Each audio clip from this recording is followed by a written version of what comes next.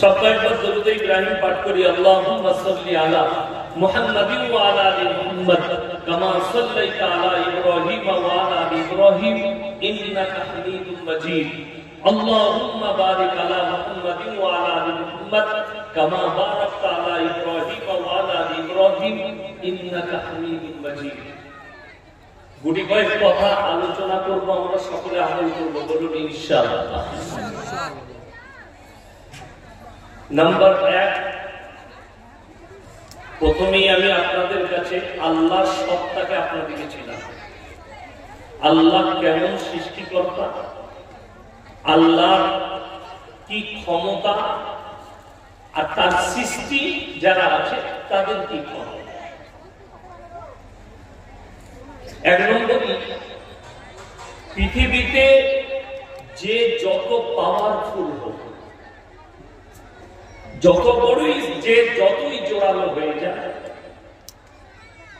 আল্লাহ তাআলা ইনসানের জন্য, মানুষের জন্য সৃষ্টির মধ্যে সবথেকে উত্তম রূপে কিন্তু আল্লাহ মানুষকে সৃষ্টি করেছেন।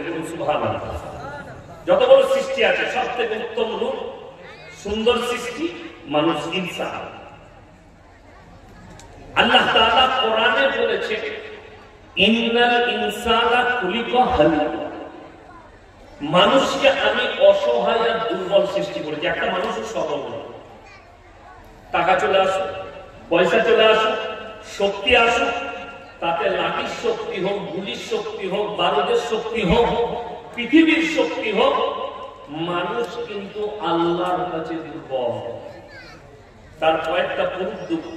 নাম্বার 1, কোরআনের সব থেকে বেশি আল্লাহ যদি রাসূলের সঙ্গে কারোর কথা আলোচনা করেছেন, সেটা হচ্ছে হযরতে মুসা নবী এবং ফিরাউনের কথা। কোরআনে সব থেকে বেশি আলোচনা হয়েছে। আল্লাহ তাআলা ওহীর মাধ্যমে যে আলোচনা করেছে রাসূল সাল্লাল্লাহু আলাইহি সাল্লামের সঙ্গে, সেটা সব থেকে বেশি করেছেন মুসা এবং ফিরাউনের। ফিরাউন তার যুগে মিশরের মানুষকে বলেছিল আলা রাব্বুকুমুল আ'লা, আমি সব থেকে দামি, আমি হচ্ছি তোমাদের রব, আমি আল্লাহ।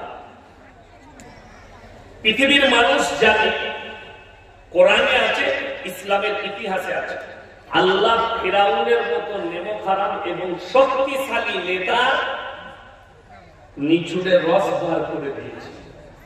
ঠিক কিনা? ওরা পৃথিবীতে দৃষ্টান্ত। নমরুদ ইব্রাহিম আলাইহিস সালামকে আগুনে নিক্ষেপ করতে চেয়েছে। তার আগে ইব্রাহিম নবী, সকলে বলুন কার কাছে প্রার্থনা করলেন? সকলে বলুন কার কাছে? আল্লাহর কাছে। আল্লাহ তাআলা কোরআনে যখন ইব্রাহিম নবী আল্লাহর কাছে মদদ চাইলেন, আল্লাহ তাআলা আগুনকে একটা হুকুম জারি করলেন। কোরআনে আছে কুলনা ইয়া নারু কুনি বারদান ওয়া সালামান আলা ইব্রাহিম, আগুন তুমি ক্ষান্ত হও, তোমার হুকুম নেই, তুমি আমার ইব্রাহিমের একটা পশমকে জ্বালাতে পারবে না। যদি বলো সুবহানাল্লাহ, একটা পশম জ্বালাতে পারে। এই নমরুদকে আল্লাহ তাআলা জিল্লাতের মৃত্যু দান করেছিলেন। এটা কোরআনে আছে। এই দুজন যে নেমখারামের কথা বললাম, ফিরাউন এবং নমরুদ, এদের কথা আল্লাহ কোরআনে জিকির করেছেন, আলোচনা করেছেন রাসূলের সঙ্গে। এখন কিছু বেঈমান কাফের থাকবে, কিছু অমুসলিম ভাই থাকবে যারা বলবে আমরা কোরআনকে বিশ্বাস করি না। আচ্ছা, না না, এরকম লোক যে কোরআনকে বিশ্বাস করে না অনেক আছে, যে আমি কোরআনকে মানি না, ছেড়ে দেবে। বর্তমানে একটা যুগ, এই 2025 সাল শুরুতেই বর্তমানে পৃথিবীতে 15,500 মতো পরমাণু বোমা আছে। এটা গুনতিতে রাষ্ট্রসংঘের কাছে হিসেব 15,500। তার মধ্যে শুধু 5,500 পরমাণু বোমা রাশিয়ার কাছে আছে, 4,428টা পরমাণু বোমা আমেরিকার কাছে আছে। এখন পৃথিবীতে সুপার পাওয়ার নাম হচ্ছে আমেরিকা, যার কাছে কয়েক লক্ষ সেনা, কয়েক লাখ যুদ্ধ বিমান, কয়েক লক্ষ যাদের কাছে আপনার ফাইটার জেট আছে, অত আধুনিক অস্ত্র ল্যাস হয়ে আছে গোটা আমেরিকা। কত যে মিসাইল আছে, কয়েক লক্ষ মিসাইল তাদের কাদের কাছে? আমেরিকার কাছে। দেখে নেবেন আল্লাহ তাআলা সুপার পাওয়ারের মতো দেশকে এই যুগে পৃথিবীর মানুষকে শিক্ষা দিলেন। শুধুমাত্র ক্যালিফোর্নিয়া জঙ্গলে একটা চিঙ্গারি লেগেছে, এই চিঙ্গারির দ্বারা গোটা ক্যালিফোর্নিয়ার জঙ্গল থেকে শুরু করে লস অ্যাঞ্জেলেস শহর সব পুড়ে ছাই। ৭৫,০০০ সেনা 5 দিন আগুন নিবানোর পরে তারা হাঁটু গেড়ে দিলে, সরকারকে বললে আমরা কুদরতি বালার কাছে হাঁটু গেড়ে দিলাম, এই আগুন আমাদের নিয়ন্ত্রণের বাইরে। যে নিজেকে সুপার পাওয়ার বলছে, আল্লাহ তাকেও হাঁটু গাড়িয়েছে। এখন অনেক মানুষ বলবে আমি তো, আমার কাছে টাকা আছে, পয়সা আছে। আমাদের দেশে সব থেকে বেশি ভেড়া টোপে থাকে প্রধানমন্ত্রী, তার জেট প্লাস বডিগার্ড, তার গাড়ি বুলেট প্রুফ, তার গাড়িটা। প্রধানমন্ত্রী বর্তমানে যে গাড়িটা চাপছে রঞ্চ রিভারে, ওই গাড়িটা 10.5 কোটি টাকা দাম। কত বললাম? 10.5 কোটি। যদি কেউ গুলি ছুঁড়ে কাছ থেকে AK-47 গুলি ভেদ করতে পারবে, তার কাছে গুলি ভেদ করতে পারবে, যেটা প্রধানমন্ত্রী চাপে। এইরকম আপনার এলাকায় যদি কোনো এমপি আসে, আপনার এমপি, আপনি শুধু দূর থেকে তাকে দেখতে পারবেন, তার কাছে কেউ টাচ করতে পারবে তার অনুমতি ছাড়া। তার চারিদিকে Y category, Y plus bodyguard থাকবে, তাকে টাচ করতে দেবে না। 3টে প্রশাসন, পুলিশ বাবুরা, তারপরে তার আপনার সরকারি বডিগার্ড বিএসএফ, তারপরে তার পার্সোনাল বডিগার্ড। 3 জনকে কভার করে তার কাছে পৌঁছাতে হবে। আল্লাহর কসম করে বলছি, পৃথিবীর সব থেকে দামি বডিগার্ড যদি কেউ নেয়, সমস্ত পৃথিবীর দামি দামি ফাইটার দিকে নিয়ে যদি কেউ বডিগার্ড তৈরি করে, আল্লাহর কসম মালাকুল মউত এলে তোমার বডিগার্ড আর কাজ করবে না। ঠিক বললাম না? মালাকুল মউতের কাছে কোনো বডিগার্ড কাজ করবে? কাজ করবে না। তার মানে দুর্বল পৃথিবীর প্রত্যেকটা মানুষ, নেতা, মন্ত্রী, বাদশা, প্রেসিডেন্ট, প্রধানমন্ত্রী, সবাই এক জায়গায় আমার আল্লাহর কাছে দুর্বল। সেটার নাম হচ্ছে মৃত্যু। তোমার কাছে এলে তোমার আর কিচ্ছু করার নেই। আল্লাহ এমন সত্তা, আল্লাহ বললেন মানুষ হচ্ছে ইন্নাল ইনসানা খুলিকা হালুয়া। আমি দুর্বল আর অসহায় করেছি একটা মানুষের সবাই। আমি স্টেজে বয়ান করছি, আলেম উলামারা বসে আছে, আমাদের সকলের মধ্যে কিছু না কিছু দুর্বলতা আছে। শারীরিক, পারিবারিক, সাংসারিক, অর্থনৈতিক, সামাজিক, যে কোনো দুর্বলতা আছে। ঠিক কিনা কথা বলে? এখানে আপনারা যারা বসে আছেন সকলের মধ্যে একটা না একটা দুর্বলতা আছে। এরপর আমি এখনো বয়ান শুরু করি না, বয়ান শুরু করেছি আমি আল্লাহকে চিনি। এরপরে বয়ান শুরু করবো। কেন? আমার বয়ান সবাই লিখে পারেন, এমনি আমি গাল খাই। হ্যাঁ, কিন্তু গালটা কোথায় খাই বলেন তো? আপনারা জানেন ফেসবুক আর ইউটিউবে। আচ্ছা, ফেসবুকে গাল দেওয়া সহজ না কঠিন? কে বলে কঠিন? সহজ। খালি লেকে ছেড়ে দিয়া, ইয়াসিন হারামির বাচ্চা, এটা লেকে দিয়া খালি, তাকে কেউ আটকাবে? কিন্তু বাপের হিম্মত থাকলে এখানে এসে দিয়ে দেয়। কথা বুঝতে পেরেছেন? পারেন? কারো বাপের হিম্মত আছে স্টেজ আমাকে গালি দিয়ে যাবে? আমাকে কিছু করতে হবে না, মাল আছে তোমাকে সাহায্য করা। ঠিক বললাম না? বলি আমাকে কিছু করতে হবে না, তুমি এখানে এসে গালি দাও। তো পেছনে গালি দেওয়া অনেক সহজ, সামনে কথা বলা অনেক কঠিন। তো গালি আপনি দিতে পারেন। আমি বয়ান শুরু করছি, হাত তুলে বলুন তো কোরআন সত্য কিতাব না মিথ্যা? সত্য। এখানে আমি শুধু নয়, আমার আব্বাজি অনেক কিতাব লিখেছেন বাংলা বই। বড় বড় মুহাদ্দিসরা বই লিখেছেন, শেখ মুশাইখরা বই লিখেছেন, কিতাব। বড় বড় সাহিত্যিক কবিরা বই লিখেছে। একটা আমাকে কোন মৌলবীর, কোন মুহাদ্দিসের, কোন মুকাদ্দিরের, কোন মুফাসসিরের, কোন সাহিত্যিকের একটা বই এনে দেখান যে বইটার মধ্যে প্রথম হেডিং এ লেখা আছে আমার লেখার মধ্যে কোনো ভুল নেই। এরকম বই কারো আছে? মাদ্রাসার লাইব্রেরি থেকে এক্ষুনি নিয়ে আসুন, যে কোনো একটা মাসলার কিতাব থেকে, আরবি কিতাব যেটা আনবে। কিন্তু আল্লাহর কসম খেয়ে বলছি, আল্লাহ রাব্বুল আলামিন কোরআনকে শুধু অবতীর্ণ করেননি, কোরআনের ব্যাপারে সূরা বাকারায় প্রথমেই বললেন, যালিকাল কিতাবু লা রাইবা ফি, আমার এই কোরআনে বিন্দু মাত্র সন্দেহের কোনো অবকাশ নেই। জোরে বলুন সুবহানাল্লাহ। এটা আল্লাহ পৃথিবীর মানুষকে বিশ্বাস করালেন কোরআনে।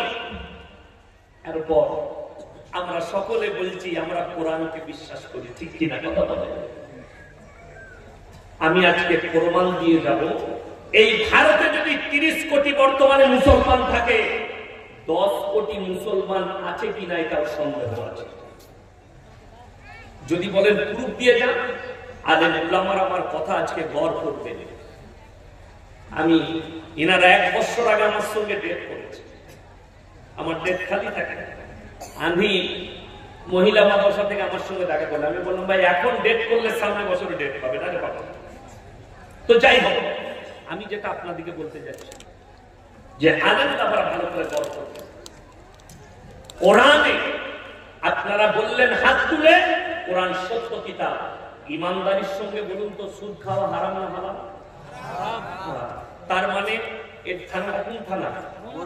বড়ুয়া থানা।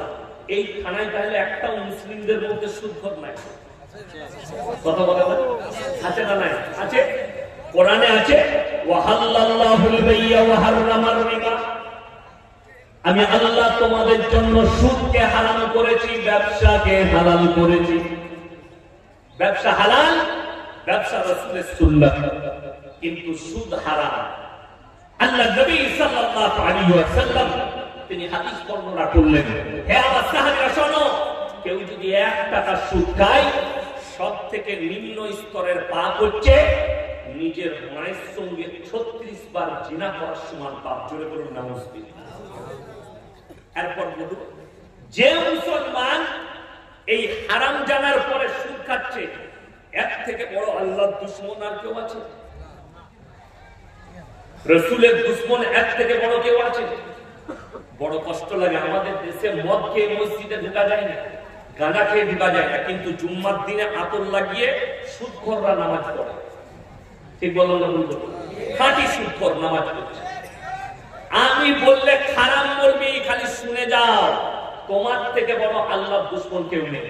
বেঈমান আর কাফেররা, ইহুদি নাসারারা তাদের মেহনতে কামিয়াব, আমরা আমাদের মেহনতে নাকাম।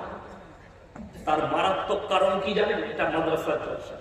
ইমানদারির সঙ্গে বলবেন, প্রত্যেকটা মুসলমান নরনারীর জন্য দ্বীনি শিক্ষা অর্জন করা কি কথা বলে না? ফরজ।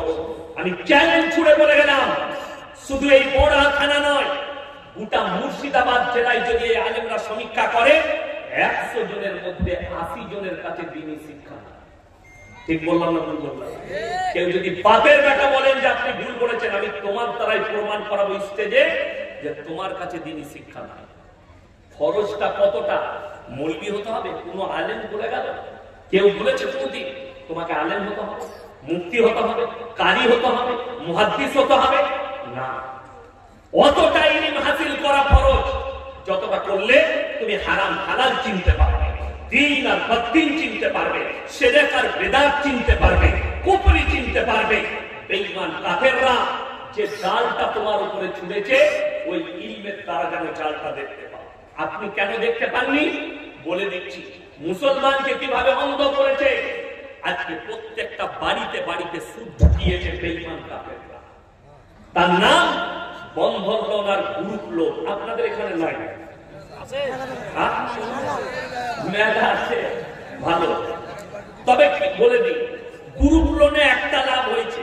কি লাভ বলুন তো? মায়েরা 10 জন মিলে গ্রুপ করেছে, তাদের মধ্যে একজন হেড হয়, আর 9টা মেয়ে তাকে ম্যাডাম বলে আসছে। মনে করে আমার বিরাট ব্যাপার, এমনি ম্যাডাম হতে পারিনি, সুদ খাবার ম্যাডাম হয়েছে। নাউজুবিল্লাহ। ইমানদারির সঙ্গে বলবেন, আমাদের সমাজে সব থেকে কম বেতন কার? কথা বলে না? ইমানদের সব থেকে কম। আচ্ছা, স্টেজে ইমাম সাহেব কে কে আছেন? হাত তুলে। আমার পাশে এটা আবার আমার ক্লাস করে হযরত মোল্লা মরহুম উরমান সাহেব মুর্শিদাবাদী, আমাকে কোলে করে মানুষ করেছেন। আমার আব্বার মাদ্রাসায় যখন পড়াতেন, তখন মুবারক হয়তো ছোট ছিল। ইনারা আমার সাথী, একদম বিছানার সাথে। তো এও ইমামতি করে। আপনি ইমাম ভাষা শিক্ষক আপনি এমনি এই যে ইমামদের বেতন তো ইমাম দিকে চিনতে পারছেন এলাকার ইমামিনারা একটা ইমামের জন্য দেখিয়ে দেন যে তার বউ তাকে ৬,০০০ বেতন দেন ইমাম সাহেবের বউ কোমরে কাপড় গুঁজে পেট বার করে পিঠ বার করে গ্রুপ লোন করতে যাচ্ছে যাই না এরপর বলুন শুনেন পার্থক্য বুঝিয়ে দিচ্ছি আপনাকে আপনি শুনে যান পার্থক্যটা ইমাম সাহেবের বেতন ৬,০০০ আর আপনার স্বামী হে আমার মা হে আমার বোন তোমার স্বামী প্রত্যেক দিন ৭০০ টাকা রোজগার করে টোটো চালিয়ে ৩-৭-২১,০০০ তারপরেও তোমাকে পেট পিট বার করে একটা বেঈমান কাফেরের সামনে গিয়ে মাথা চুল খুলে চেহারা দেখিয়ে নিলজ্জা হয়ে তোমাকে গ্রুপ লোন করতে হচ্ছে বন্ধন লোন নিতে হচ্ছে জানবে তোমার পয়সায় আল্লাহ বরকত দেয়নি রাসূল আকরাম সাল্লাল্লাহু আলাইহি সাল্লামের হাদিস যারা আল্লাহর রাস্তায় দ্বীনের পথে থাকবে আল্লাহ মৃত্যুকাল পর্যন্ত ইজ্জতের রুজি দান করবেন জন্য সুবহানাল্লাহ ইজ্জতের রুজি ইজ্জতের রুজি মানে আমাদের দেশের লোক বুঝে মনে করে যার টাকা আছে সেই মাত্র ভালো মন্দ খায় তাই না এটা লোকে মনে করে যে ওদের টাকা বেশি ও বড় লোক ও কোটিপতি ও ভালো খায় যাদের এটা মনে হচ্ছে না তারা ফজরের নামাজটা বহরমপুরে পড়বেন গঙ্গার ধারে কোথায় বললাম গঙ্গার ধারে বহরমপুর আর ফজরের নামাজের পরে দেখতে পাবেন ১০০টা বড় লোক আন্ডার প্যান্ট পরে ছুটছে ডাক্তারে বলেছে ৪ কিলোমিটার হাঁটবে ৬০০ কোটি টাকার মালিক খেতে পাইনি ডাক্তারে বলেছে পুরা রুটি আর করলা ভাজি এর থেকে আর কি দিবে আর আপনি বড় থানায় বাড়ি সকালবেলায় উঠে লোকের মাঠে কাজ করতে যান আপনার জন্য ডাক্তার বলেছে যা পাবে তাই খাবে সবটাই উপকার তাহলে আপনার থেকে দামি কেউ আছে বড় কষ্ট কোটি টাকার মালিক বোম্বে টাটা মেমোরিয়ালে চলে যান কলকাতা বাংলাতে যান কলকাতা পিজিতে যান গলাটায় ফুটো করে পাইপ করা আছে লিকুইড খাবার যাচ্ছে লিভার কাজ করে ৫০০ কোটি টাকার মালিক খেতে পাই না লিকুইড খাবার চায় আর আপনি চাষিবাসী লোক বিবির সঙ্গে দস্তরখানে বসে হালাল রুজি খাচ্ছেন সেটা ডাল ভাত হোক আর সবজি ভাত হোক আর শাক ভাত হোক আর আলু সানা ভাত হোক মাথায় রাখবেন তোমার থেকে দামি লোক পৃথিবীতে কেউ নেই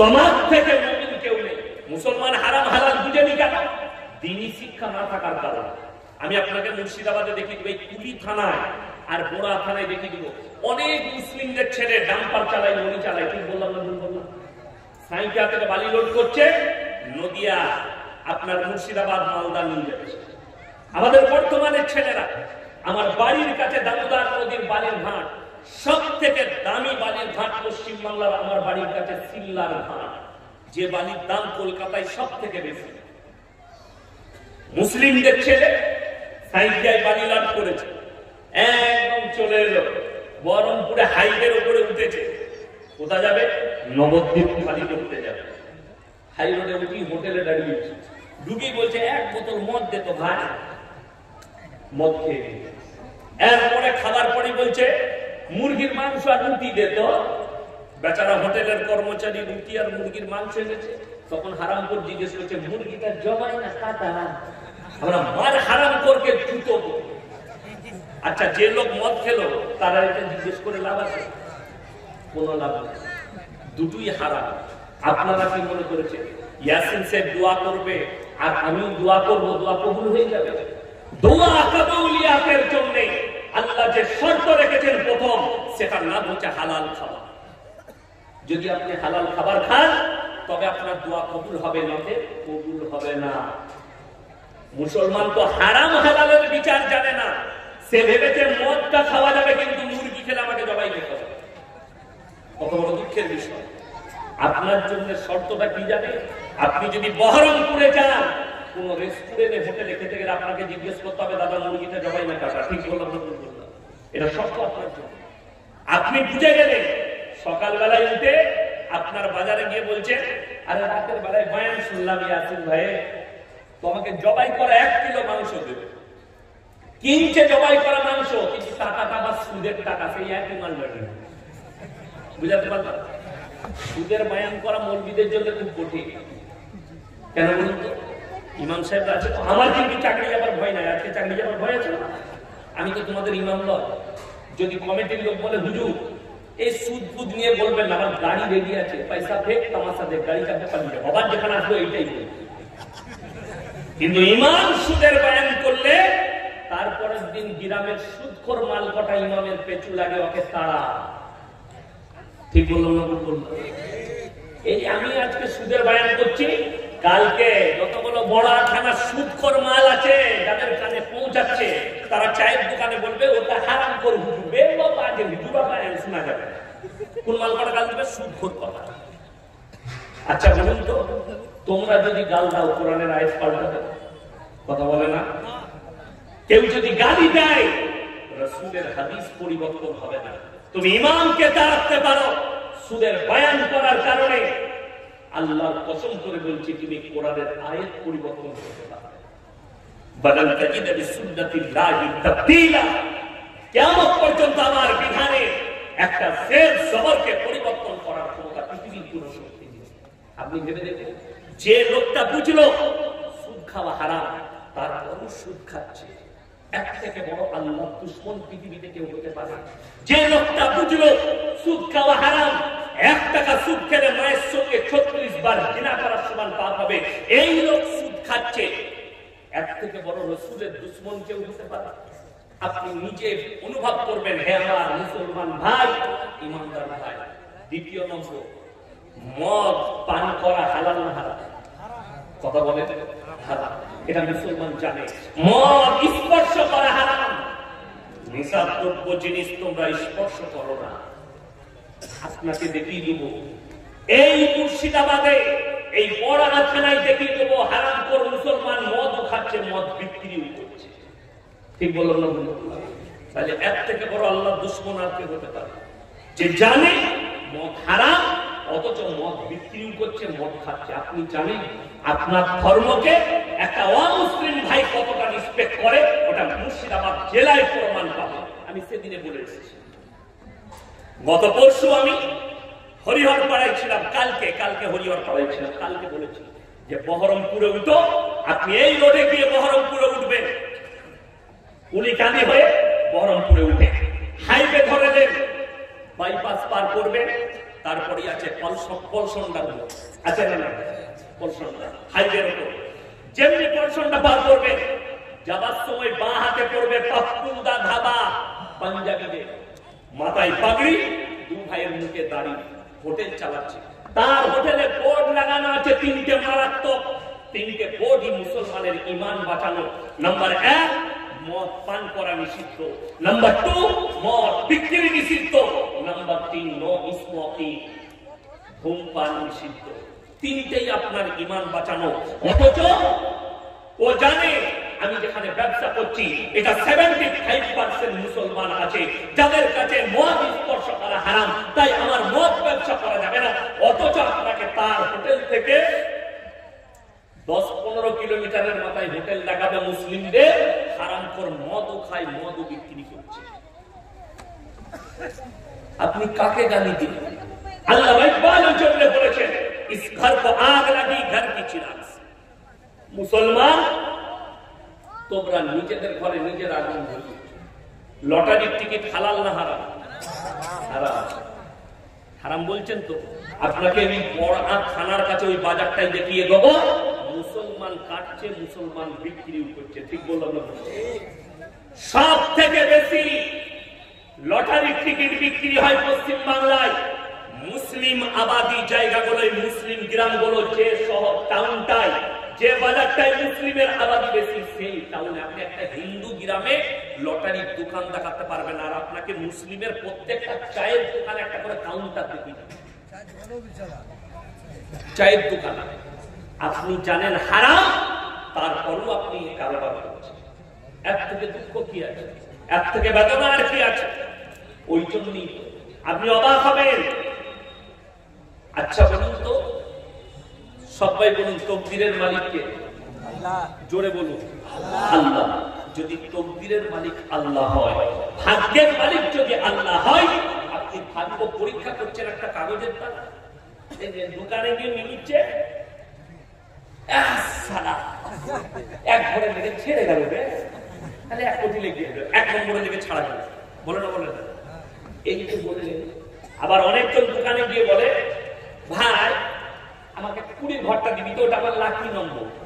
এর থেকে বড় শিরকি কথা আর কিছু নেই। কেউ যদি লটারির উপরে বিশ্বাস করে এই লটারি আমার ভাগ্য পরিবর্তন করবে, একবার ভাগ্য পরীক্ষা করব, সঙ্গে সঙ্গে তার ঈমান চলে যাবে, ধ্বংস হয়ে যাবে। হারাম, আপনি হালালে বিশ্বাসী নন। মুসলমান আজকে হারামের উপরে বিশ্বাসী হয়েছে, তার কারণ আপনার কাছে দিন না। বেঈমান কাফের আপনার মাথার উপরে চেপে বসেছে। তা না হলে গোটা পৃথিবীতে তাকিয়ে দেখুন, 250 কোটি মুসলমান আছে, 47টা মুসলিম রাষ্ট্র, 60 লাখ ইহুদি মাত্র। নিরীহ মুসলমান ফিলিস্তিন আর গাজা, তারা দাঁড়িয়ে মার খাচ্ছে। গোটা পৃথিবী নীরব হয়ে বসে আছে। যাদের কাছে সামরিক বাহিনী, সামরিক হাতিয়ার, তারপরও বসে আছে। তার কারণ কি? তার কারণ হচ্ছে মুসলমান, অন্য কেউ নয়। তাদেরকে যে মার খাওয়াচ্ছে মুসলমান, অন্য কেউ নয়। আপনাকে অনুরোধ করে বলে যাচ্ছি, 5 ওয়াক্তের নামাজ পড়া ফরজ না ফরজ নয়?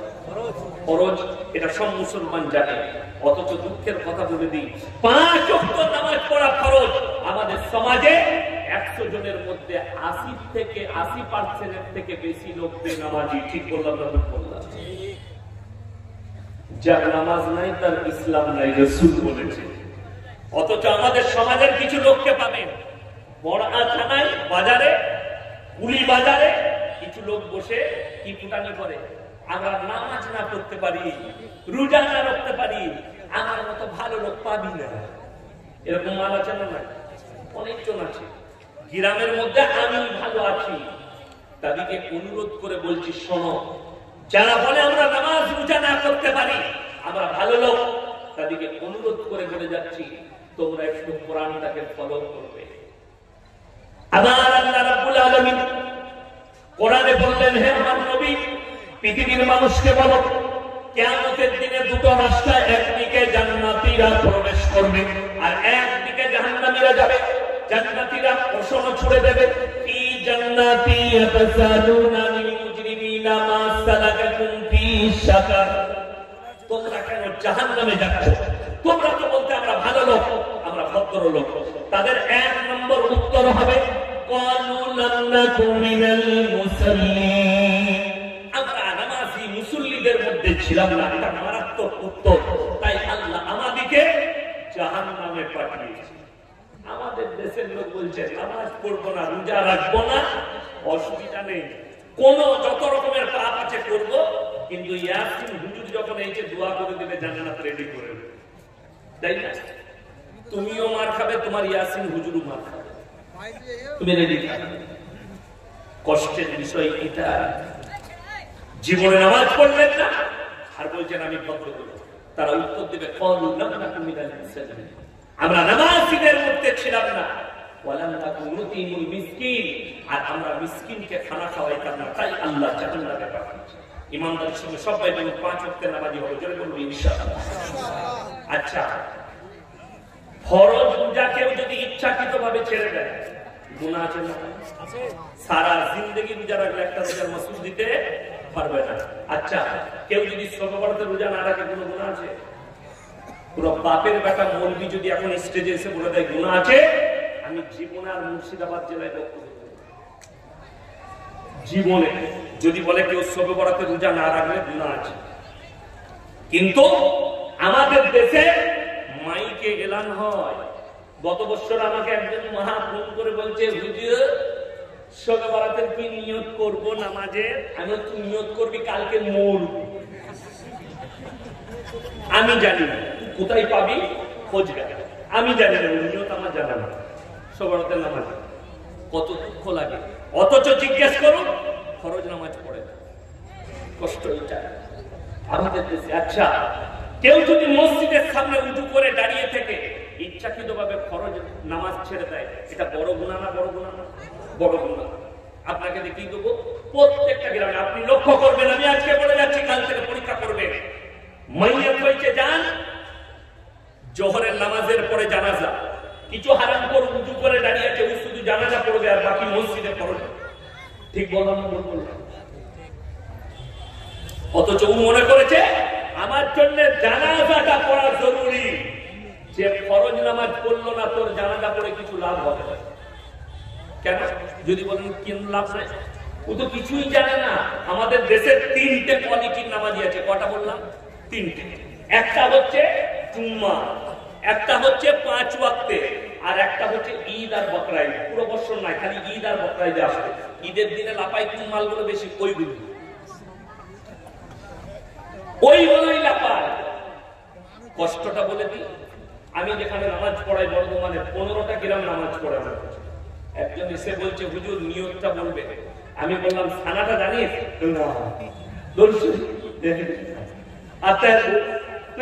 কিছুই জানি না। আমি তুই গিয়ে খালি মাথা ঠো, তোর এমনিও হবে না। আপনি পর্দা করতে পারেন না। আজকে শুনেলেন বিপদের ঘাঁটিটা কেমন। আপনি যে মা বাবা ভাবছেন আজকে একটা ছেলে যদি টিউশন কামাই করে, মা মারে না? মারে না? মা মারে। কেন টিউশন কামাই করেছো? তোমার আব্বা পয়সা দিচ্ছে, পয়সা খরচা হচ্ছে, টিউশন কামাই করেছো, বড় কষ্ট লাগে। অথচ সেই ছেলে 12 বছরের পর থেকে 20 বছর বয়স হলো, জীবনে নামাজ পড়তে যায়নি। মা কোনদিন বলেনি নামাজ কেন পড়ছো, তার বাবা কোনদিন বলেনি নামাজ কেন পড়ছো না। এই মা বাপ আল্লাহর কাছে পাকড়াও হবে না? হবে না? কঠিন ভাবে পাকড়াও হবে। আপনি নিজের সন্তানকে নামাজের দাওয়াত জীবনে দিলেন না, ওই জন্য বেঈমান কাফেররা সুযোগ পেয়েছে। এই যে মোবাইল কত ডেঞ্জার থাকে। গ্রামটার নাম আমার মনে পড়ছে না। আজ থেকে 6 বছর আগে আমার মাদ্রাসায় প্রোগ্রাম ছিল, ছোট প্রোগ্রাম। বাইরে থেকে একজন মন্না এসেছিলেন, একটা প্রোগ্রাম দেখেছে। তো আমি মাদ্রাসায় ব্যস্ত, হঠাৎ করে আমার গিন্নি বাড়ি থেকে ফোন করছে যে আপনি একবার বাড়িতে আসুন। কেন? মুর্শিদাবাদ থেকে একটা মেয়ে চলে এসেছে। আমি বললাম আল্লাহ, গণমানটা মাননি কি? ভয়ে ভয়ে গেলাম, গিয়ে দেখছেন বাড়ি কোথায়? এই কুলি থানার আশেপাশে, কুলির আশেপাশে। থানাটা কিন্তু কুলি থানা। কি ব্যাপার? আব্বা মা বিয়ে ঠিক করেছে, আমি সেখানে বিয়ে করব না, আমি অন্য ছেলেকে ভালোবাসতাম। আমার ঘরটাই পেলি পালিয়ে আসা। ও এখন আব্বা জানের একটা বই কিনেছিল কোনো জলসায়, সেইখানে ঠিকানাটা দেখেছে, বাস চেপে একবারই আমার ঘর নেমে। আমি বললাম তোমার আব্বার ফোন নম্বরটা, বলে আমি দেবো না। আমি বললাম আমার বাড়িতে ঠাঁই হবে না, থানায় ফোন করছি, থানাওয়ালা তুলে দিল। আমার বাড়িতে রাত কাটাতে দেবো না।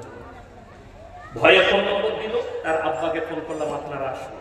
মাদ্রাসায় গেল, খানা খাওয়ালাম, তার আব্বাকে বুঝালাম অপরাধী তোমরা, তার হাতে মোবাইল দিয়েছ, অর্থাৎ তোমার মেয়ে যাকে পছন্দ করে তার সাথেই বিয়েটা দাও, তোমার মেয়েকে নিয়ে যাও। তাকে মাদ্রাসায় বুঝালাম মারধর করো না, মেয়ে আত্মহত্যা করে ফেলবে, দিয়ে দাও। এর জন্য পাপী হচ্ছে আর মা এবং এর বাপ, এই মেয়েটার থেকে বড় পাপী। আপনি পাপের দিকে ঠেলে দিয়েছেন। পর্দা আপনার সন্তানকে আপনি বুঝাবেন না। আপনার সন্তানকে বেঈমান কাফেররা সুযোগ নিয়েছে আর আপনার মাথায় চেপে বসেছে, আর আপনি রুখতে পারবেন না। কিয়ামতের আলামতের মধ্যে মারাত্মক আলামত, নগ্নতা বেড়ে যাবে, বেপরদাহি বেড়ে যাবে। রাস্তাঘাটে কুকুরের মতো নারী পুরুষ জিনা করবে, আপনি রুখতে পারবেন না। আজকে তাকিয়ে দেখুন, যারা দাড়িগুলো পাকা আমার বাপের বয়সী বসে আছেন, তারা তাদের পরিবারের খারাপিগুলো দেখে তারা আল্লাহর কাছে খালি কাঁদছে, আল্লাহ তুলে দাও। এটা আমি বাস্তব তাদের অন্তরের কথা বলছি। তার বৌমায়ের, তার পরিবারের, তার সন্তানদের, তার নাতি নাতনিদের খারাপিগুলো দেখে এই বৃদ্ধ বাবাজিরা আল্লাহকে বলছে, আল্লাহ তুমি কি জামানা দেখালে, আল্লাহ তুলে দাও। এদের বর্বরতাটা দেখে আমার ভাই অনুরোধ করে মানাতুলের দিকে বলে যাচ্ছি, আল্লাহ রাসূল সাল্লাল্লাহু আলাইহি সাল্লামের হাদিস, আখিরি জামানায় বর্বরতার যুগের পাপ গুলো এদের কাছে মডেলিং হয়ে ফিরবে আর মানুষ অ্যাকসেপ্ট করবে মডেলিং বলে। আজকে ভারতের সুপ্রিম কোর্ট রায় দিয়েছে, মারাত্মক রায়। সেই রায়টা হচ্ছে সমকামীর রায়। সমকামী লিগেল ভারতে, পরকীয়া ভারতে লিগেল। আর জানেন, হে আমার মুর্শিদাবাদের মা বোন, নদিয়া মুর্শিদাবাদ মালদার মা বোনেরা শোনো, সব থেকে বেশি পরকীয়ায় জড়িত এই মুর্শিদাবাদ নদিয়ার মেয়েরা। স্বামী দুবাইয়ে থাকে, স্বামী কেরলে থাকে, স্বামী আরবে থাকে, স্বামী কুয়েতে থাকে, স্বামী কাতারে থাকে, বিবিকে পয়সা পাঠাচ্ছে, এই এসো আরাম করছে, আর পরকীয়ায় লিপ্ত হয়ে আছে। হে আমার মা বোন, যদি তোমার মনে হয় আমার স্বামীকে আমার কাছে প্রয়োজন, তাহলে ডাল আলু খাও। স্বামীকে বলে এখানে টাকা ইনকাম করবে, এখানেই করো, তুমি আমার রাত্রে প্রত্যেক দিন আমার বিছানায় থাকো। আর যদি মনে করো তাদেরকে বাইরে পাঠাবো, তারা ইনকাম করবে আর আমি জিনায় লিপ্ত হব, আল্লাহর কসম করে বলছি তুমি জাহান্নামের জন্য রেডি হও। এটা কিয়ামতের মারাত্মক আলামত। পরকীয়া লিগেল হবে। বর্বরতার যুগের পাপ আজকে সমকামীকে লিগেল করেছে বেঈমান কাফেররা। এই সমকামী রাসূলের জামানার নয়, হযরত ইউসুফ নবীর জামানার নয়, হযরত মুসা নবীর জামানার নয়, হযরত ঈসা নবীর জামানার নয়। এই সমকামী পাপ হচ্ছে হযরত লূত নবীর কওমে। হে আমার মা বোন, আমার ভাই, দুজন নবীর বিবিকে আল্লাহ জাহান্নামে দেবেন, কোরআনে নাকিব টেনে দিয়েছেন। নাম্বার 1 হযরত লূত নবী, নাম্বার 2 হযরত নূহ নবী। এই দুজনের বিবিকে আমি জাহান্নামে দেব। তারা নবী হওয়ার পরেও আটকাতে পারবে না, আল্লাহ কোরআনের নাকিব টেনে দিলেন রাসূলের কাছে। এই দুজনের বিবি জাহান্নামে যাবে। অপরাধ কি? তিনটে মারাত্মক অপরাধ। নাম্বার 1 আল্লাহকে বিশ্বাস না করা। নাম্বার 2 আল্লাহর পয়গম্বর রাসূলকে, আপনার নবীকে বিশ্বাস না করা। আর নাম্বার 3 মারাত্মক অপরাধ হচ্ছে স্বামীর অবাধ্যতা করা। এখন বর্তমান যুগে 100টার মধ্যে 80টা মহিলা নিজের স্বামীর অবাধ্যতা করে। ঠিক বললাম না? বলল স্বামীর অবাধ্যতা, বিনা কারণে স্বামীকে না বলে বাড়ির বাইরে যাওয়া। এখন তো বেশিরভাগ মহিলা স্বামীকে বলে না, কুলিতে গেছে, স্বামী ঘরে এসে ফোন করছে, কোথায় গেলি? আমি কুলি এসছি তো, বলে গেলি, তোমাকে আবার বলতে হবে নাকি? এই নারী সর্বপ্রথম জাহান্নামে প্রবেশ করবে। রাসূল আকরাম সাল্লাল্লাহু আলাইহি সাল্লামের সাহাবীরা যেদিন থেকে পর্দা ফরজ হয়েছে, রিওয়ায়েতে আছে নবীর এবং সাহাবীর বিবিরা পায়ের নখটা পর্যন্ত হুজরাখানা থেকে বের করেনি। জোরে বলুন সুবহানাল্লাহ। আজকে পর্দা আপনার কাছে কিছু নয়, অথচ কোরআনে আছে ওয়াদরিব খুমুরিহিন্না আলা জুনুবিহিন। হে নারী, তুমি পর্দা নির্ধারিত করো, কোনদিন ধর্ষিত হবে না, লাঞ্ছিত হবে না। আপনার কাছে একটা কলার ইজ্জত আছে, কলাটা যদি কেউ ছিঁড়ে বিক্রি করে, আপনি সেই কলা কিনবেন না।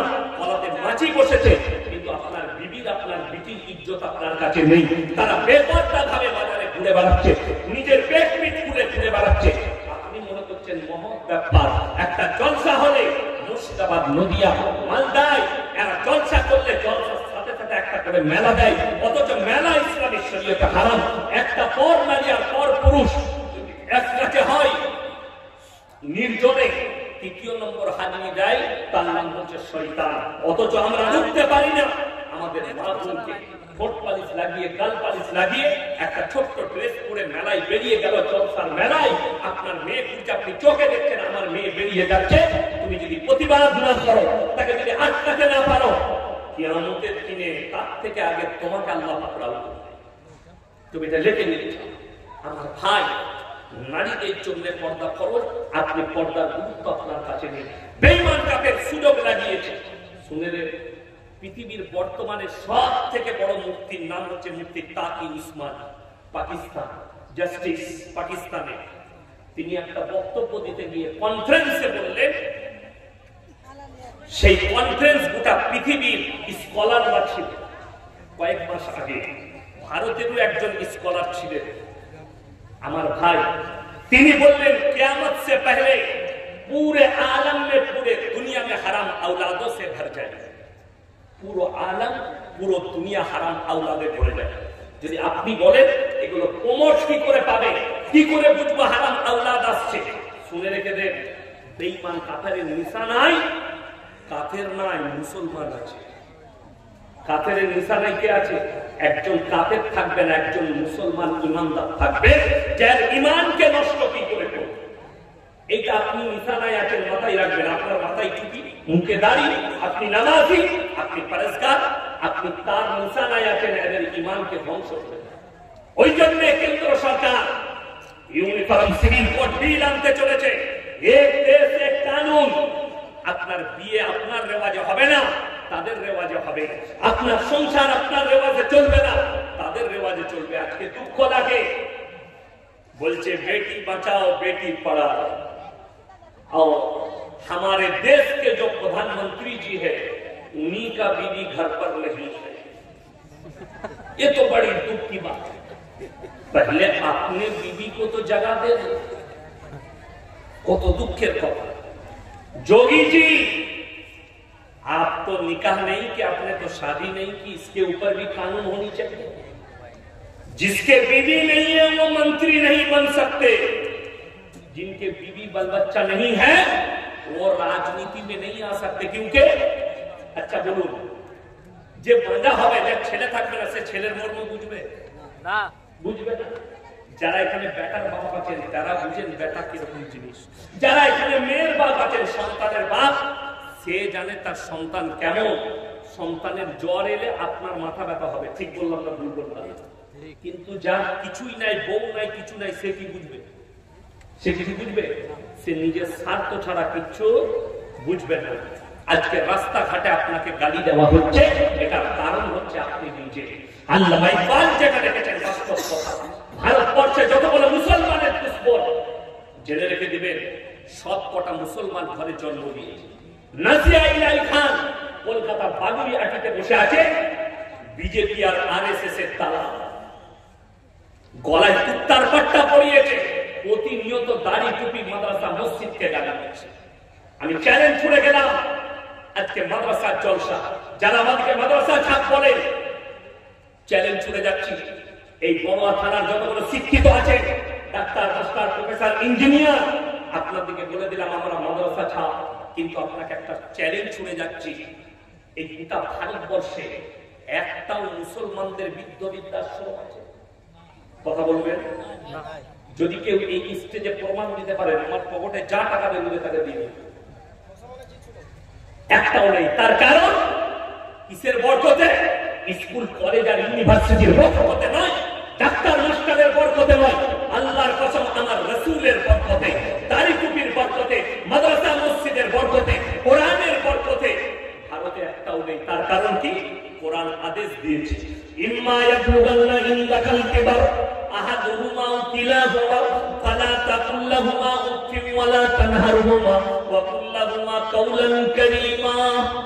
হে আমার নবী, বলে দাও, তোমাদের মা বাবা যখন বৃদ্ধকালে বৃদ্ধাক্যে পৌঁছাবে, তোমরা এমন করে খিদমত করবে যেমন তোমাদের শিশুদের লালিত পালিত করেছে। জোরে বলুন না সুবহানাল্লাহ। একটা মৌলবীর মা যদি কোনো বৃদ্ধাশ্রমে দেখাতে পারে, আমি আসেন জীবনের বক্তব্য। শুধু তাই নয়, এই মাদ্রাসায় আপনারা অনেকজন আচ্ছা আসার পরে বাথরুমে গেছেন অনেকজন, আমিও গেছি। আমি বাথরুম সেরে এখানে এলাম স্টেজে। হাত তুলে তো কে কে বাথরুমে গেছে? হাত তুলে। আমি বাস্তব কথা একটা ভালো জিনিস বলবো, হাত তুলে অনেকজন বাথরুমে গেছে। একজনা বলুন তো, বাথরুমের ভেতরে নিরোদের প্যাকেট দেখতে পেয়েছে? পাননি। স্যাক্সের ট্যাবলেটের পাতা দেখতে পাননি, মদের বোতল দেখতে পাননি। শুধু এই মাদ্রাসা নয়, আমি বলে দিচ্ছি দলগত ভাবে দেওবন্দি, বেরেলি, আহলে হাদিস, ফুরফুরা যে মাদ্রাসাতেই যাবে, কোন মাদ্রাসার বাথরুম থেকে তুমি এই সমস্ত খারাপ জিনিসগুলো বার করতে পারবে না। ঠিক বললাম না? আর আমি চ্যালেঞ্জ ছুড়ে যাচ্ছি, এটা আমাদের মসজিদের কথা নয়। নিউজ 18 বাংলা, এবিপি আনন্দ, রিপাবলিক, একটা কুকুর রঞ্জন না ময়ূরঞ্জন আছে, ওর নাম দেখি আমি কুকুর রঞ্জন, কি বুঝলেন? চারচো। ভারত আর বাংলাদেশের সম্পর্ক খারাপের জন্য তাই হচ্ছে মিডিয়া, এটা মাথায় রাখবে।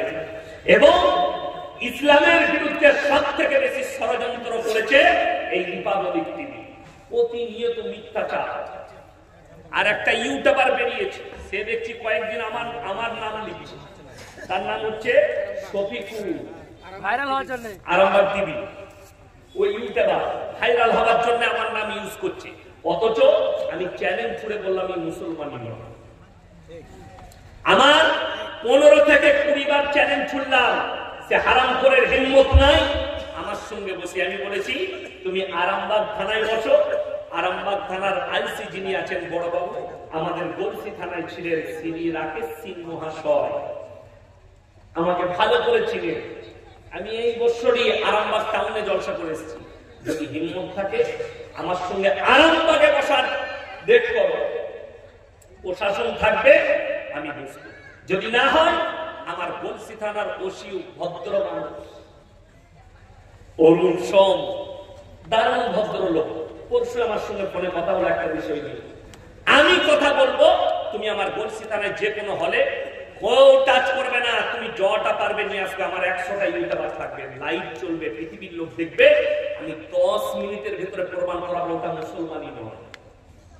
আমার জন্য বলেছে ये টিএমসি টিকিট নিতে চাইছে, ওরে হারামখোর আমি চোর লও যে আমাকে টিকিট লাগবে। আল্লাহ হালাল রুজি দিয়েছে, মাদ্রাসা চালায়, মাদ্রাসায় আছি, লোকের সেবা করছি। হ্যাঁ, সে যে দলেরই নেতা হোক, সে যদি ভালো কাজ করে আমি তার পক্ষে আছি। আর যে দলেরই নেতা হোক, সে যদি ইসলামের বিপক্ষে বলে আমি তার বিরুদ্ধে। আপনাদের মুর্শিদাবাদের এক হারামখোর নেতা এই বছরে হেরে গেছে। আমার সঙ্গে জলসায় ছিল বেলডাঙ্গার মাটিতে, জলসার স্টেজে, মাদ্রাসার জলসা, 10 লক্ষ টাকার চেক দিয়েছে মাদ্রাসাকে। এবং কি বলেছে জানেন? নমস্কার ভাই, ইসলাম হচ্ছে শান্তির ধর্ম। ওই হারামখোর বলেছে, এখন বলছে মাদ্রাসায় সন্ত্রাসবাদী তৈরি হবে। কত বড় দুঃখের কথা, কথাটা বুঝতে পারবেন? অথচ একে আপনারা ভোট দিয়ে জিতিয়েছে, আজকে হারামখোর হেরে যাওয়ার পরে আর ভাষা পাল্টিয়েছে। তোমার মতো নেতা আবার পাল্লাই করলে জবান পেটে ছিঁড়ে দেবো মাদ্রাসার বিরুদ্ধে কথা বলতে। বেলডাঙ্গায় যে গালি দিয়েছে আল্লাহকে নাম রাখা ভোটটা, সেই ছেলেটা কোন মাদ্রাসার ছাত্র? তার নাম হচ্ছে সায়ন হালদার। ধরা পড়েছে, অ্যারেস্ট হয়েছে। মুর্শিদাবাদ পুলিশ, বেলডাঙ্গা থানার পুলিশ অ্যারেস্ট করেছে।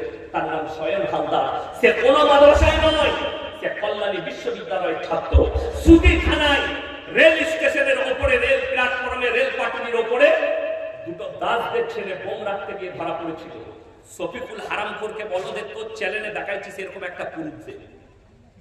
শুধু তাই নয়, বারাবাঙ্কি জেলা, উত্তরপ্রদেশ, বাচ্চা বাচ্চা দুটো বেরেলিদের মাদ্রাসার ছাত্র, তারা রাস্তায় আসরের পরে বেরিয়েছে।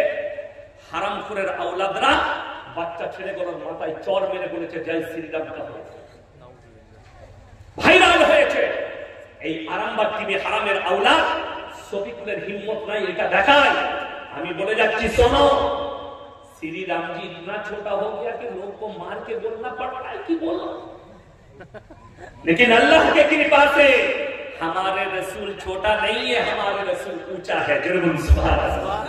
हम किसी को नहीं कहते, अगर तुम्हारा दिल चाहा तो हमारे रसूल से मोहब्बत कर लो। जरूर सुभान अल्लाह। और तुम कितना भी मरते रहो, हमारे बच्चे को मारो, हमारे जैसे मौलवी को पीटो, तुम हमको मार कर बुला सकते हो, लेकिन हमारे दिल और दिमाग से अल्लाह और रसूल के मोहब्बत नहीं मिटा सकते।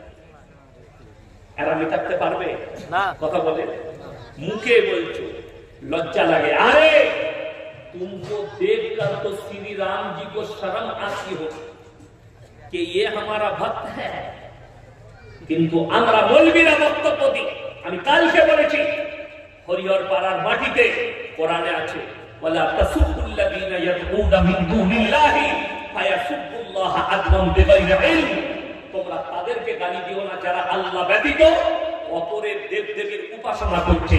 তাদের দেবদেবীকে গালি দিও না, তাদের ধর্মকে গালি দিও না। অজ্ঞাত অবস্থায় তারা তোমার আল্লাহকে গালি দেবে। এই বক্তব্য আমাদের আলেমদের। জাতি নরসিংহা রসুলকে গালি দিয়েছে, নতুন শর্মার মতো হারামের আওলাদ রসুলকে গালি দিয়েছে, নাজিয়া ইলাহি খানের মতো কুকুর দুটো কন্ডিশনে চিল্লায়। কটা বললাম? দুটো। হয়তো পাগল হয়ে যায় তখন চিল্লায়, তা না হলে পেছনে মালিক থাকলে তখন চিল্লায়। আপনি সকালবেলায় বহরমপুরে চলে যান, গঙ্গার ধারে অনেক বড় লোক দেখবেন কুকুর নিয়ে মর্নিং ওয়াক করতে বেরোয় যাচ্ছে, হাতে কুকুরের চেনটা ভরা আছে, দামি কুকুর। সে কিন্তু লোক দেখলে কি করে, সে জানে মালিক আছে, আমাকে কিছু করতে পারবে না। আচ্ছা, রাস্তার কুকুর চিল্লায় শুধু শুধু না, একটা সুস্থ মস্তিষ্কের কুকুর চিল্লাবে না। সে জানে আমি নিজেকে চিল্লাই, হয় পাথর মারবে না লাঠি মারবে, মালিক নাই। তো দুটো কন্ডিশন, হয়তো এই কুত্তাগুলো পাগল হয়ে গেছে, তা না হলে এদের গলায় কেউ পাট্টা বেঁধেছে, এদের গলার রশিটা ধরে কেউ দাঁড়িয়ে আছে, তার কারণে আমার রাসূলকে গালি দিচ্ছে। আপনাদেরকে প্রমাণ দিয়ে যায় নূপুর সারবার মতো হারামের আওলাদ। আর যারা বলছো শিক্ষিতরা, আল্লাহ নবী সাল্লাল্লাহু আলাইহি সাল্লাম 6 বছর বয়সে মা আয়েশা সিদ্দিকা রাদিয়াল্লাহু তাআলা আনহাকে বিবাহ করলেন। 9 বছর বয়সে তিনি সংসার শুরু করেছেন। এটাকে অনেক জনের আপত্তি। আচ্ছা, আমি বুঝলাম আল্লাহ রাসূল সাল্লাল্লাহু আলাইহি সাল্লাম বিবাহ করেছেন যেদিন ইসলাম এনেছেন, আজ থেকে 1444 বছর আগে। কত বললাম? 1444 বছর আগে। কিন্তু আপনাকে অত দূর নিয়ে যাব না। ঈশ্বরচন্দ্র বিদ্যাসাগর সেদিনকার কথা, তিনি যেদিন বিবাহ করেছেন, তিনার স্ত্রীর বয়স ছিল মাত্র 8 বছর। কত বললাম? 8। কবিগুরু রবীন্দ্রনাথ ঠাকুর যেদিন বিবাহ করেছেন, ওনার স্ত্রীর বয়স ছিল 11 বছর। যেদিন বঙ্কিমচন্দ্র চট্টোপাধ্যায় যেদিন বিবাহ করেছেন, তিনার স্ত্রীর বয়স ছিল 5 বছর। अगर अपने बाप की औलाद है तो इन सबको बलात्कारी बोलकर दिखा। हम कुछ नहीं करेंगे, मुसलमान कुछ नहीं करेगा, तेरे ही खानदान के लोग तेरे जुबान उखाड़ लेंगे। আমাদের আপত্তি নেই, আমরা মুসলমানরা আপত্তি করি না, আমাদের মুলবিদের কোনো আপত্তি নেই। কিন্তু তুমি বলছো এই মাদ্রাসায় আপনি একটা দলিল দেখাতে পারবেন না। অথচ দুঃখের সঙ্গে বলছি, যাদবপুর বিশ্ববিদ্যালয়ে 6 মাস আগে একটা ছেলে আত্মহত্যা করেছে। হোস্টেলের মধ্যে মিডিয়া পৌঁছেছে, প্রশাসন পৌঁছেছে, যাচ চলছে, এখনো কেস চলছে। ওই যাচের সময় ক্যামেরা চলেছে, নিউজ 18 বাংলা খবর সম্প্রচার করছে, এবিপি আনন্দ রিপাবলিক। এটা দেখুন, এটা যাদবপুরের বাথরুম, হোস্টেলের বাথরুম। হোস্টেলের বাথরুম থেকে নিরোদের প্যাকেট পাওয়া গেছে, সেক্সের ট্যাবলেটের পাতা পাওয়া গেছে, মদের বোতল পাওয়া গেছে। এটা একটা কলেজ আর ইউনিভার্সিটির কথা বলছি, যাদবপুর বিশ্ববিদ্যালয়ের কথা। তুমি আমাদের একটা মাদ্রাসার বক্তব্যের ছাত্র ওইখান থেকে পাবে না। সুবহানাল্লাহ। মাদ্রাসায় ওই শিক্ষাই দেওয়া হয়, এরা জিনার শিক্ষা দেয়। তারা ক্যামেরা লাগাতে বাধা দিয়েছে প্রশাসনকে, কলকাতা প্রশাসনকে। ক্যামেরা লাগাতে পারবে না কেন? এরা জানে স্টুডেন্ট গুলো ক্যামেরা লাগিয়ে দিলে আমরা জিনা করতে পাবো না, আমরা ড্যান্স করতে পাবো না, আমরা মদ খেতে পাবো না। অথচ কোরআন 1444 বছর আগে আল্লাহ রাব্বুল আলামিন বলে দিলেন, হে আমার নবী, পৃথিবীর মানুষকে জানিয়ে দাও, ওয়ালা তাকরাবুজ জিনা ইন্নাহু কানা ফাহিশা ওয়া সাআ সাবিলা। ব্যভিচার করা তো অনেক দূরের কথা, যে রাস্তায় ব্যভিচার হয় সেই রাস্তার ধারে পাশে তোমরা যাতায়াত করো না। জানোয়ারের মধ্যে আর মানুষের মধ্যে পার্থক্য আছে না? কিসের পার্থক্য?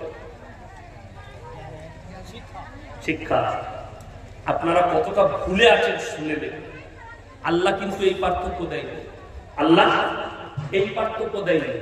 পার্থক্যটা কোথায় বলে দিই। আজকে আমি ইয়াসিন জলসা করতে এসেছি আপনাদের এখানে। আমাকে যদি কেউ জিজ্ঞেস করেন, তিনি যদি জিজ্ঞেস করেন আপনি কে, আমি আমার বাবার নাম বলবো না মায়ের? বাবার। বাপের। আপনাদেরকে যদি আমি কেউ জিজ্ঞেস করি তুমি কে, সে বাপের নাম বলবে না মায়ের? বাপের। বাপের। বাবা যদি মরে যাও তাও বলবে আমি মৃত অমুকের সন্তান, ঠিক কিনা? কথা বলে তাও বলবে। আপনাদের এখানে ছাগল আছে না? আচ্ছা, ছাগলের বাচ্চা বলে পাঁঠার বাচ্চা বলেন না? ছাগলের গায়ের বাচ্চা বলে ষাঁড়ের বাচ্চা বলে না? গায়ের বাচ্চা। ইনসান আর জানোয়ারের যে পরিচয়, ইনসানের পরিচয় আল্লাহ দিয়েছেন বাপের দ্বারা, আর জানোয়ারের পরিচয় ঘটিয়েছেন মায়ের দ্বারা। আজকে যাদের কাছে গুগল আছে, সার্চ করুন, আমেরিকা, লন্ডন, জাপান, জার্মান, উত্তর কোরিয়া, দক্ষিণ Korea, China, Brazil, Australia, Spain, যতগুলো বেঈমান কাফেরের দেশ আছে, তারা তাদের পার্লামেন্টে পাস করিয়েছে, এরপর থেকে যদি কোনো ছেলে মায়ের পরিচয়ে বাঁচতে চাইছে, বাঁচতে পারবে, বিবাহের প্রয়োজন হবে না, তারা নাম দিয়েছে রিলেশনশিপ। বেঈমান কাফেররা ঠান্ডা মাথায় আপনাকে জিনা করাচ্ছে। আমাদের সন্তানকে, কলেজ ইউনিভার্সিটির সন্তানকে আমরা বুঝতেই পারি না। তারা নাম দিয়েছে 14 ফেব্রুয়ারি ভ্যালেন্টাইন ডে, কাজ হচ্ছে জিনা করা। তারা নাম দিয়েছে রোজ ডে, কাজ হচ্ছে জিনা করা। তারা নাম দিয়েছে চকলেট ডে, কাজ হচ্ছে জিনা করা। তারা নাম দিয়েছে কিস ডে, কাজ হচ্ছে জিনা করা। আপনি আমি ভাবি জিনা করা মানে হচ্ছে শারীরিক সম্বন্ধ। না, জিনাটা শুধু শারীরিক সম্বন্ধ নয়, হাতের জিনা, চোখের জিনা, নফসের জিনা, মুখের জিনা, কানের জিনা, পায়ের জিনা, শারীরিক জিনা। আপনি যদি চোখের দ্বারা কোনো মেয়ের উপরে খারাপ নজর দেন, এই মেয়েটাকে জিনা করলে ভালো হতো, এটা চোখের জিনা।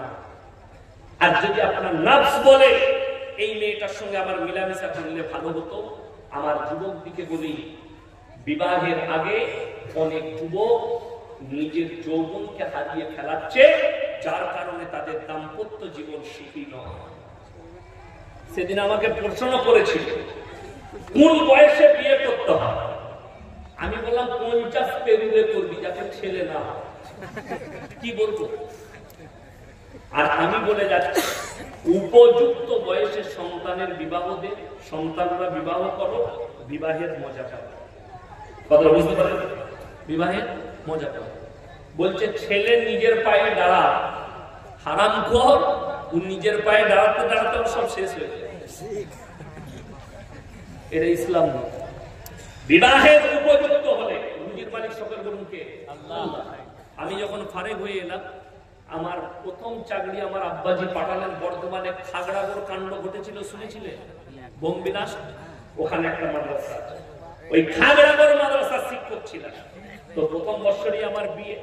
তো আমি বললাম 2-4 বছর চাকরি করি, কিছু টাকা আসুক। আমার আব্বাজি বললেন রুজির মালিক আল্লাহ, তুমি বিবাহ করো।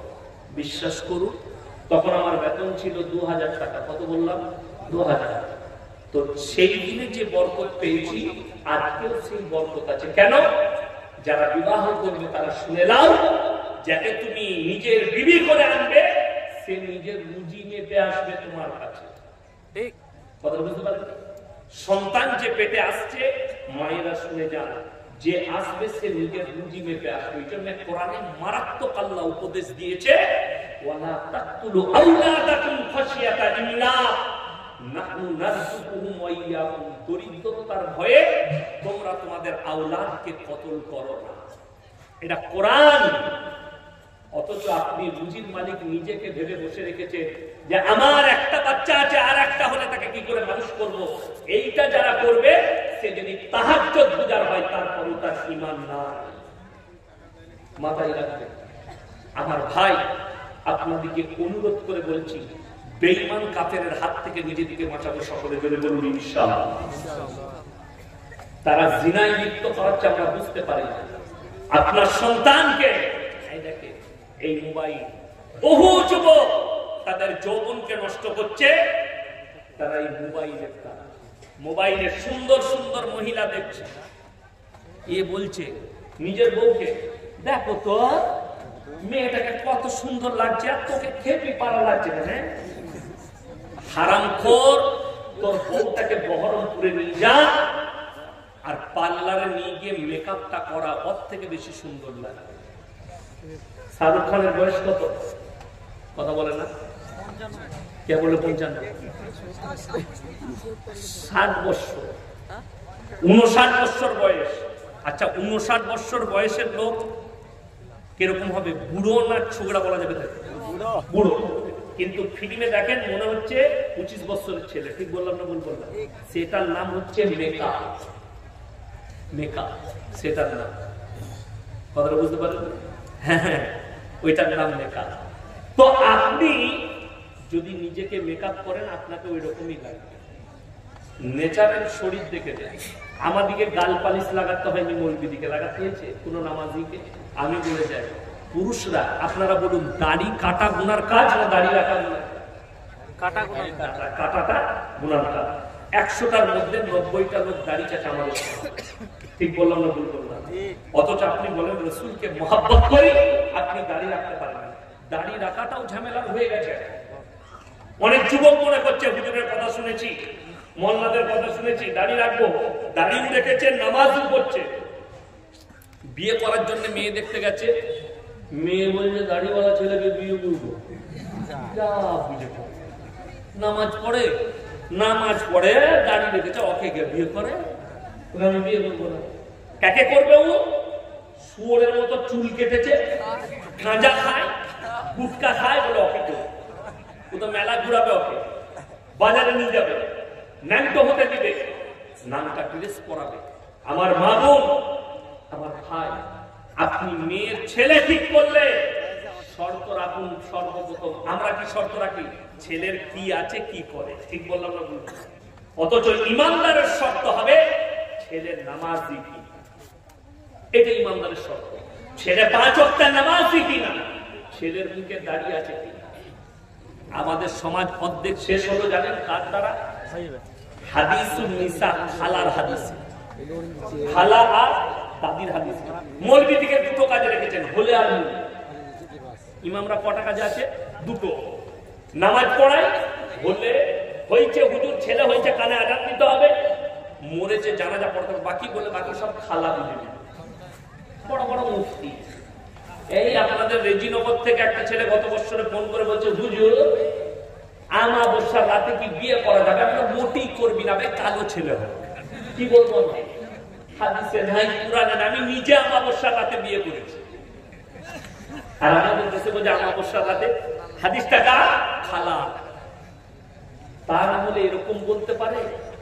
আমি আমার গ্রামে জীবনে আমি বিয়েতে যাই না, তো আমার এক দূর সম্পর্কে আত্মীয় শ্বশুর তুলে তো বলে, হুজুর আপনার গ্রামে বিয়ে ঠিক হচ্ছে আমার ছেলের, তো আমি দিন ঠিক করতে যাবো। মনে এসো, বলে আপনি থাকবেন, আমি খাওয়া দাওয়াতে আমি নাই, সেই বিকালবেলা গিয়ে চা আসরের পরে যাবো।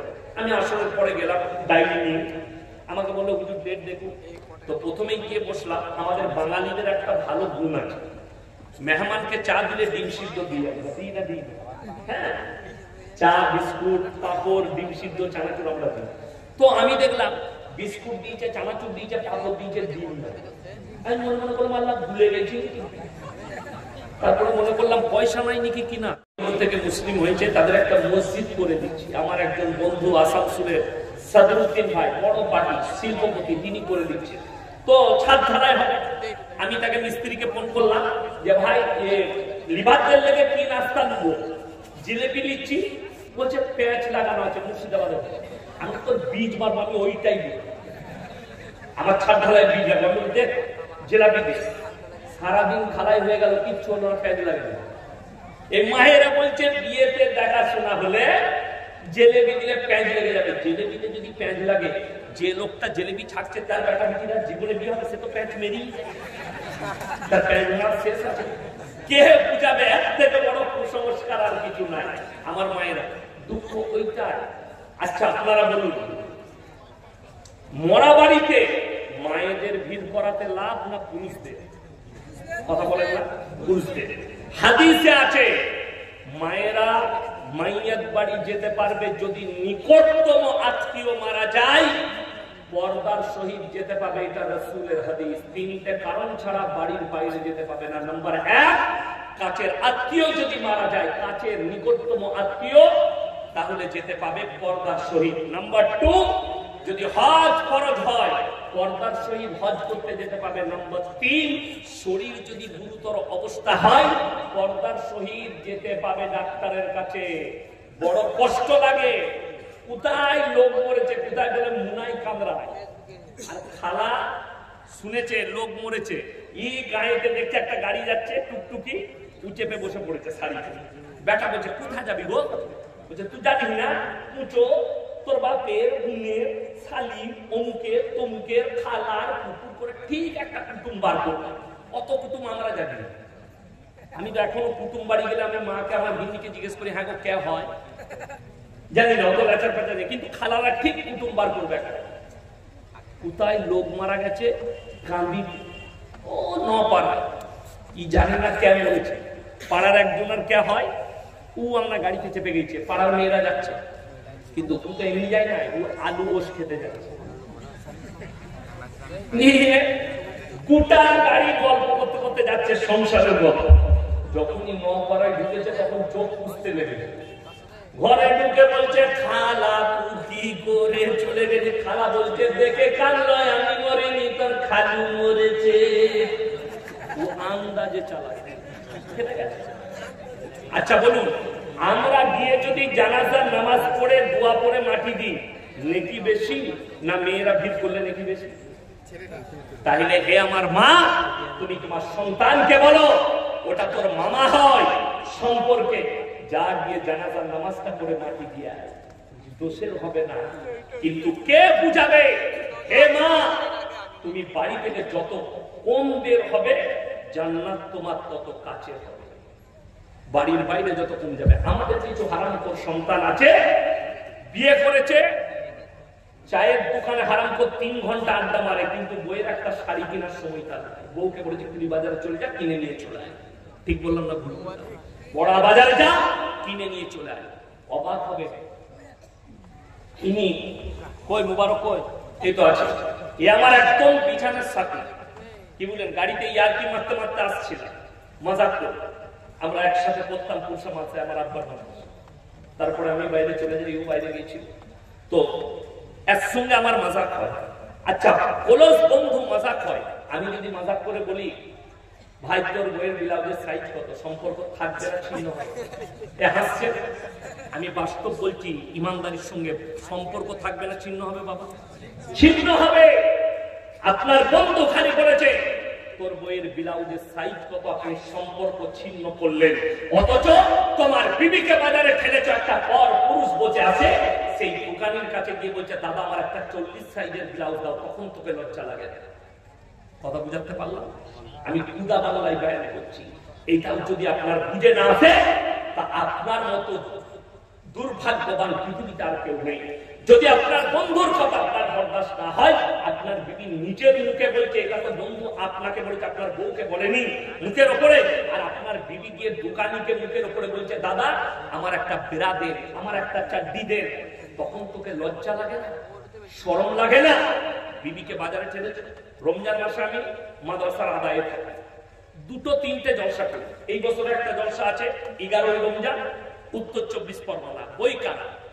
আর একটা জলসা আছে বহরমপুরের কাছে, ভাকুড়ি মোড়ের কাছে, গ্রামটার নাম মনে পড়ছে না, ডায়েরিতে রাখা আছে। তো গত বছর ওখানে জলসা ছিল। তো আপনারা চিনবেন, বেলডাঙ্গা জালিলিয়া মাদ্রাসার প্রধান শিক্ষক মুফতি জার্জিস হোসেন কাসমি আমার খুব কাছের মানুষ। আমি ফোন করলাম, ভাই আপনার মাদ্রাসায় ইফতারি করব গত বছর, বলে আসুন। ইফতারি করলাম, দিয়ে বললাম ভাই 25শে রমজান হয়ে গেছে, কেনাকাটা হয়নি, তো বড় দোকান নাই? বলে হ্যাঁ যা, নাম করে দিল। একজনকে সাথে করে নিয়ে গেলাম। আল্লাহ, দোকানে ঢুকেই দেখছি সব খালা, আমি একা খালি খালি, বিপদে পড়ে গেল। দোকানদার মোবাইলে দেখেছে, চিনতে পেরেছে, হুজুর হুজুর আসুন আসুন। আমি পরে আসবো, বলে না না আসুন। আমি কোন রকম ঢুকে যখন গেছি, লজ্জায় আমার মেয়ের জন্য একটা জামা কিনে বেরিয়ে গেলাম। স্বামীরা বাজারে, স্বামীরা বাড়িতে, বিবিরা বাজারে। হে আমার পুরুষ, হে আমার যুবক ভাই, তোমার বন্ধুত্বটা বাজারে শেষ করো, চায়ের দোকানে শেষ করো, খেলার মাঠে শেষ করো। বন্ধুত্ব যদি তোমার বাড়ির বিছানা পর্যন্ত আসে, তোমার স্ত্রী পরকীয়ায় লিপ্ত হবে। মুসলমানের বাড়ির পরকীয়ায় লেখা উচিত ছিল, দরকার ছিল যে বিনা অনুমতিতে পরপুরুষের প্রবেশ নিষেধ, সালাম দিয়ে প্রবেশ করুন। সালামকে আমরা আম করতে বলুন, পারলাম না। আর হাদিসে আছে রাসূল আকরাম সাল্লাল্লাহু আলাইহি সাল্লাম একটা বাচ্চা ছেলেকেও সালাম দিতে, জোরে বলুন সুবহানাল্লাহ। আর আমাদের দেশে সালাম দিব কোথায়? লেবেল ছাড়া না। আমি অনেকদিন আগে ওই ইসলামপুরে জলসা করতে যাচ্ছি, দৌলতাবাদ বাজারে দাঁড়িয়েছি, একটা চায়ের দোকানে ভালো চা করে, ঢুকলাম, 6-7 জন বসে আছে, গেঞ্জি পরে, দাড়ি ফাড়ি নাই, একদম লুঙ্গি পরে বসে আছে। তো আমি ঢুকলাম, ভাই 3 কাপ চা বানাবো, আমি আমার ড্রাইভার ম্যানেজার খাবো। তো 4-5টা লোক বলছে আপনি কি মৌলী সাহেব নাকি? আমি তো দেখে কি মনে হচ্ছে? বলে আপনি জলসা করেন? আমি বলে হ্যাঁ জলসা। বলে আচ্ছা, বলে আপনি সালাম দিলেন না, আমরা দুবো কি করবে? তোদের যে লেভেল নাই, বিনা লেভেলের মাল। আমরা তোরা সালাম দিলি না, আমার তো লেভেল আছে।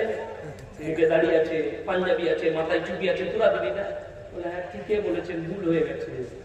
আমরা তাহলে তোর লেভেল নাই, তোকে আমি বাউলি ভেবেছি, তোকে আমি বাদকে ভাবছি, তোকে আমি সালাম দেবো কি করে? তোকে যদি মুসলমান ভাবতাম, তো যদি লেভেল থাকতো তবে অবশ্যই সালাম দিতাম। আমার ভাই, আপনাদেরকে বলে যাচ্ছি, সবাই নিয়ত করুন, বিবিদিকে, মেয়েকে, স্ত্রীকে, বিটিকে আমরা পর্দা করবো। হাত তুলে বলুন না ইনশাআল্লাহ। তাদেরকে বাড়ি থেকে কম বের হতে দেবে। স্ত্রীর প্রয়োজনের আগে আপনাদের কি মনে হয় আমরা মৌলবীরা, ইমাম সাহেবরা ইমামতি করে না কথা বলে? মাসে 4 দিন আপনারা ছুটি দেন। আমি আগস্টের 8 তারিখ থেকে জলসা শুরু করেছি। August, September, October, November, December, January, February, 7 মাস। রমজান মাসটা আরাম, মার্চ থেকে আবার এপ্রিল থেকে স্টার্ট, এপ্রিল, মে, 2 মাস জলসা, 9 মাস জলসা করব। তাহলে কি আমার বিবিরা অবশ থাকে? এই মৌলবীরা 4 মাস পুরো 28 দিন ইমামতি করে, বাড়ি যাই না, 26 দিন আপনার মসজিদে। ইনাদের বিবিরা বাজারে ঘুরে বেড়ায়, প্রয়োজন ঠিক মিটিয়ে দেয়, বাড়ির মধ্যে পর্দায় থেকে প্রয়োজন মিটে যায়। আপনার বিবিকে একটা মৌলবি সারা মাস আপনার মসজিদে, তার বিবিকে বাজার ঘুরে বাজার করতে হয় না, সপ্তাহে মাসে 1 দিন যায়, পুরো মাসের রেশন তুলে দেয়, তার প্রয়োজন মিটিয়ে দেয়। আর তুমি প্রত্যেকদিন 24 ঘন্টা বাড়িতে আছো, তোমার বিবির প্রয়োজন মিটাতে পারোনি, বিবিকে বাজারে ঠেলে দিয়েছো। তোমার থেকে বড় হারামখোর পৃথিবীতে দাইয়ুস আর কেউ হতে পারে? সেই পুরুষ হচ্ছে দাইয়ুস পুরুষ, যারা নিজের বিবিকে বেপরদা করে বাজারে ঠেলে দেয়। দাইয়ুস কোনোদিন জান্নাতে প্রবেশ করবে না। আমার ভাই, আমার আল্লাহওয়ালা ভাইরা, আপনাদেরকে অনুরোধ করে বলছি, সবাই বলুন কোরআনের সাথে সম্পর্ক করবো। জোরে বলুন ইনশাআল্লাহ।